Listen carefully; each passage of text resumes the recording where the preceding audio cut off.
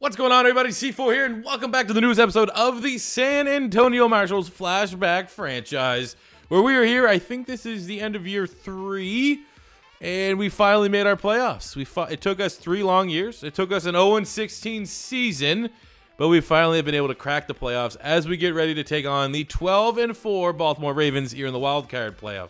And we had, I think the title of the last video was we have our own Dak Prescott, Ezekiel Elliott. If you remember, when they were both rookies, they were almost co-rookie of the year, the quarterback-running back tandem. And I think we have our own, as Vince Young won Offensive Rookie of the Year. I'm not going to say it was completely undeserved, but personally, my vote would have gone to Reggie Bush, which was how I felt about that situation for the Dallas Cowboys in real life. I think everyone pretty much thought that Ezekiel Elliott deserved it. He was a better player, and everything in that offense kind of ran through him, but they still gave it to the quarterback anyways. I feel like that is roughly where we are at. But our team, regardless of this, the success of our young backfield is very, very good. We're an 88 overall. We have a 91 offense, a 91 defense. This team has incredible depth, incredible playmakers. We have Andre Johnson. We got Wes Welker. Greg Jennings, outstanding rookie season. Not enough people are talking about Greg Jennings. He's already up to an 86 overall in his rookie year. So he's been really, really good within the offense as well. Great familiarity, great chemistry already established with Vince Young. The defense is stacked. We got Asante Samuel, 94. Osi Munoz, the 93. Big V, Vince Wilfork's a 91. Jared Allen's getting up into the 90s. We're starting to have some good success here for the back end, but we have our playoff game here against our first ever playoff game against the very good defense of the Baltimore Ravens. Looking at their roster, they got Todd Heap, who's a 99, Ed Reed, who's a 99, Adalius Thomas, who's a 99, Chris McAllister's a 99, Jamal Lewis is a 99. Where's Ray? Ray Lewis is a 93. That's a little ridiculous, but they still have him. They got John Ogden, who's really good. You could also throw in, who else do we got? Rashean Mathis. They got Sean Phillips. He's already into the 90s. Eli Manning is their quarterback. And we know what happens when Eli Manning gets into the playoffs. No matter how ugly his regular season is, if we get into playoffs, he's got to go off. They got Nick Mangold at center. This is a really, Bart Scott, Jarrett Johnson, some of the OGs for the Baltimore Ravens. This is going to be one hell of a battle. We are definitely the underdogs. And given how we've, approached this series, where we've kept it realistic, we've kept the struggle because we've had so much of the random Madden sim, I feel like for these playoffs, maybe we'll exclude the Super Bowl, or maybe we'll have the Super Bowl, because if we make a run, this episode will stop before the Super Bowl, so we can have a Super Bowl special, but we still got a lot of groundwork to get to that point. But to keep it weird, to keep it random, I'm going to keep it in the spirit that we've kind of showcased this series. The first half of this game will be simmed, and we will come in and control the second half. And if we say we are able to win this victory and we go on to the divisional round, maybe we can inverse it. We'll play the first half sim, the second half. But I feel like at least having half of the game be that Madden sim, it keeps the series honest. I feel like this is a good compromise to, just me straight up playing and winning the Super Bowl here in year number 3. I'm not saying that's the case, but it could potentially happen. More likely than not, it could happen because we play really, really well when I hop in. So with that being said, we're going to hop into this wildcard game against the Baltimore Ravens. The computer is going to be playing for the first 2 quarters. We're going to come in, hopefully not too bad of a deficit, and try to knock off this incredibly overpowered team. Alrighty, we got the first half here underway. We hold them to a field goal on their opening possession. They are a 98 base overall, which is like as high as I've seen in a sim. So I'm a little bit worried. We get a field goal. They're able to get a touchdown. We need to keep pace with this defense, and we are. It's 13-10 going into the second quarter. We are. I hear. Just give me. We gotta skip it. Come on. Oh my God. Well, at least we're only giving up field goals. Oh, that's a dagger. That is a dagger right there. All right, we're going on to the second half. We got 7 seconds, whatever, and we're gonna be down 13. Oh boy. All right, let's keep them honest. We're on their side of the 40 to open up the second half. We're moving the ball fairly well. When I was checking the sim stats, 2 interceptions already for Vince Young. So we need to be conscientious and protect the football. His morale or whatever, if that system still is actually in the game, is not very high right now. So let's make a couple easy passes, go over the slants, get his momentum back. And we get the quick catch and grab for Andre Johnson. Moves the chains. We're rolling, baby. Let's cut this lead in half. This is such a good defense. I don't know if this is going to work or not. It looks like they called a pretty good way to stop. We're going to go C4 special Reggie Bush. Oh, they just got... Oh, my God. We made like 4 guys miss, but they just had too much there. 3rd and goal. All right, we're going to call a stick. We got Darren Sproles out the backfield. He actually might be our first read. But let's see. Let's go. That would have been a good play. Let's get your... Oh, 65, man. Stitchcom. He held his blocks. He's walking in untouched. We'll kick the field goal to make it 10-point lead. Let's go. Come on, we need a touchdown. Give me some blocking.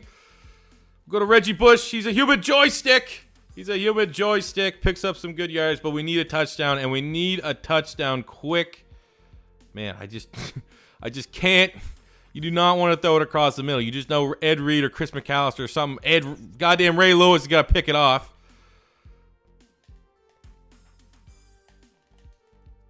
There we go. First goal on the 4. He's wide open. Hits the tight end, Billy Miller. Exactly what we needed. Got the deficit to 6. Oh, come on. We're done. We're down 9.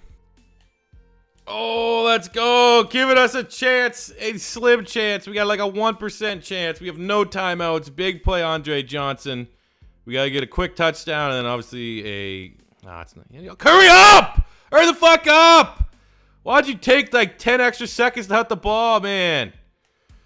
Now we're just looking like an idiot. There you go. Fucking bullshit! Well, it's like you're going up against like the final boss. When you go up against a 98 overall team that probably has 90... They probably have 99-99 off the top of my head, and probably a shitty special teams, which is what's not giving them a perfect 99 overall. We didn't play bad. We didn't play great. The computer put us in a 13-point deficit. We were able to come in the second half and make it 9. We didn't do a whole lot better, to be completely honest with you, but... It's annoying at the playoffs in there, but I don't feel like we made the wrong decision by letting it sim out half the game and then controlling it for half a game. It's got to keep us honest. It's got to keep the grind going. And, we got a taste of playoffs. We got the taste of the playoffs. Looking at how well we did. 245 yards, 2 touchdowns, 2 picks. Both those picks were not thrown by me. We did have a fumble, but I actually think he recovered it at the end. Struggled to get the run game going. Obviously, because it wasn't the sim, we were able to move with Vince Young. He had 4 rushes, 45 yards in the second half. From a receiving standpoint, Andre Johnson, very nice game against a very good defense. 5 catches, 128 yards. Billy Miller caught the TD. And from a defensive standpoint, we got a lot of tackles in the secondary. 2 sacks from Brett Kiesel. 1 from Osi Umenyiora. No turnovers. Who got the turnovers here for the Baltimore? Adalius Thomas had 4 sacks. Will Dempsey, Ed Hartwell got the interceptions. I'm not going to lie. I know Will Dempsey. I don't know who the hell Ed Hartwell is. But the Baltimore Ravens were just too much. We gave up 12 points in overall, and we're in 11 points in overall. So, annoying, but it is what it is. So we will, you know what? We'll do free agency. Because, we got to make a video of it. We'll do the beginning of free agency, and then we'll wrap the video up right before the draft, and you guys can kind of give me your draft board and figure out what direction you want me to go in terms of players that we add to the squad. So here we are in free agency. It's an interesting free agency period. The best available player is Pisa Tino Samoa, who was 98 overall. I think it's a very generous rating. And there's some notable names here, but... Here's how I'm thinking. So we're good at quarterback, even though I'd love to play Jeff Garcia. We're good at running back. We're good at fullback. At wide receiver, we are stacked. We got Andre Johnson, Greg Jennings, Wes Welker. We're fine. Now at tight end, here's where it gets very interesting. Dallas Clark is available. I feel like he should be in play for sure. We'll put a bid on him. We got a lot of salary, but we also have a lot of young players on rookie deals because we've been dominating the draft. As far as like 100% cheesing, if at 100% we're drafting everyone that we know is going to be good, kind of taking the fun out of it, we're probably at like 70% out of 100. Like we're doing it a little bit, a fair amount, but we're not overdoing it. So I feel like we could address the tight end spot. Billy Miller had 4-point regression, so it's good that we let him go. But I think Dallas Clark would be an awesome addition to our team. So let's give him. We'll give him $325 signing bonus, aka guaranteed money, whatever you want to call it. 107-point bid. Dallas Clark would be a huge get. Offensive line, I don't really want to touch. We could just straight up just take away from the Colts divisional rival. Bring in Jeff Saturday, because that is, we had Steve McKinney walked, but I feel like if we can get a center in the draft, that'd be all right. We could bring back McKinney for a year. Let's actually offer McKinney a 1-year deal. Will he take that? I don't know what the odds are going to be. It's a 69. He's just 31. You know the regression is going to be bad. So if he takes it, fine. If not, it is what it is. We're mutually parting ways. The rest of our offensive line is very decent to good with a lot of upside. Then when you look on the defensive side, I mean, hey, shout out to Hugh Douglas. Big Eagle, former Eagle. But we're good at defensive end. But when we look inside, I think this is where we should look for a veteran presence. And when you see 34-year-old Warren Sapp, why not try and have Warren Sapp and Vince Wilfork dominate the inside of your defensive line? He only wants a 1-year deal. I feel like we can make that happen. He's an 83. We still can definitely address the defensive tackle spot during the draft. But we need that immediate starter. We had that taste of the playoffs. Well, we just saw what happens when you roll against a complete defense from top to bottom in the Baltimore Ravens. We need to get to that. When you look at the other defense, I mean, we're fine at D end. When you look at the linebacking core, here could be an upgrade, but I don't really want to give up on Dave Polak. While he's not developing the best, when we played with him, the 2 games that we actually played during the regular season, he went off, man. We had a couple sack fumbles, so I do like him. I think I want to give him an opportunity to develop just a little bit more. In the inside, again, I'm looking at another. There's some good veterans here. James Ferrier, Antonio Pierce. Spent a lot of time with the Giants, but I like Zach Thomas, man. Zach Thomas, you can consider him a legend from the Miami Dolphins. I think bringing him in along with Sharper, that is a lot of high IQ play from the linebacking core. I feel like that's probably what's going to be best for our squad. We're not going to make the bid on the OP player. Just, it is what I don't really want to give up on Daryl Smith. He's developing nicely. These guys here are all fair. I mean, if we want to go all in on bringing veterans, we could bring in Derek Brooks for a year. But, it is what it is. We're not going to go all in. And got Peter Ballware, another great veteran. I am intrigued about maybe signing Derek Brooks and moving him inside and then having... no, whatever. We're not going to go all in on the veterans. When you look at the secondary, you got Ty Law. Again, we could add another veteran. R.W. McQuarters, Sam Madison. Great. Man, Dolphins just got to go of all their veterans here.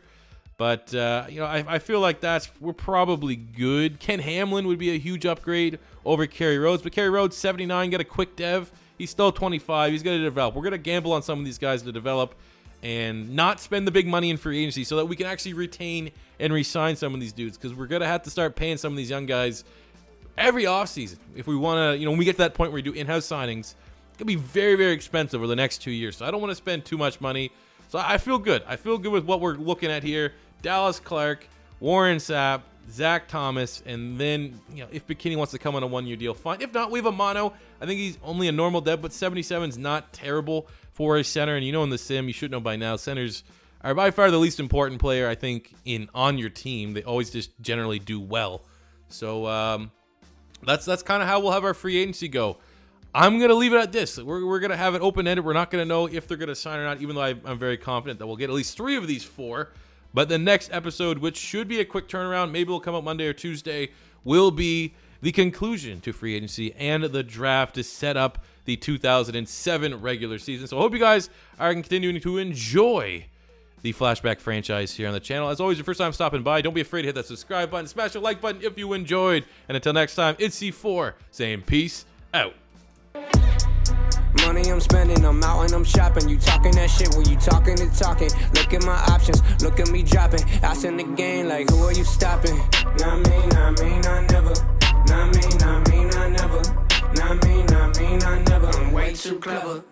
Look at the kid, Mr. Consistent, I'm doing it big.